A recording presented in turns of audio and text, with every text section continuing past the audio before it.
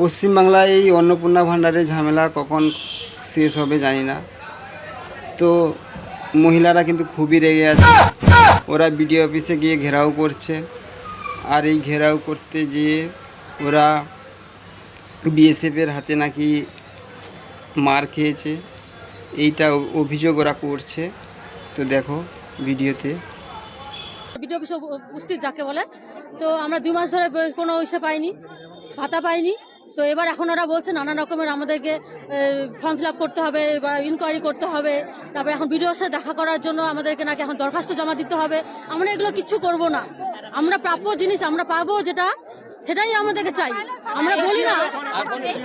আর এখন হচ্ছে আমরা এই ঘরে ঢুকার সময় আমাদেরকে মানে হুচড়ি করছিল, হুচড়া এই বাসা আমার পুরো লাল লাল হয়ে গেছে, হুচড়ি করছে। এটা দিয়ে ঝাড়ু বা কিছু একটা ওই যে ঘর মোছা থাকে স্টিকগুলো, ওটা লোকটাকে আমি চিনি না, এখানে স্টাফ ছিল সবাই।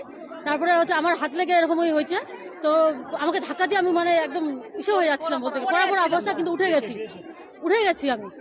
তো এইভাবে তো ভালো না। হ্যাঁ ওরা তো আছেই। হ্যাঁ হ্যাঁ হ্যাঁ ধাক্কা আমি নাম জানি না, বিএসএফ নাম জানি না, আমি বিএসএফ ছিল, ধাক্কা দিছে।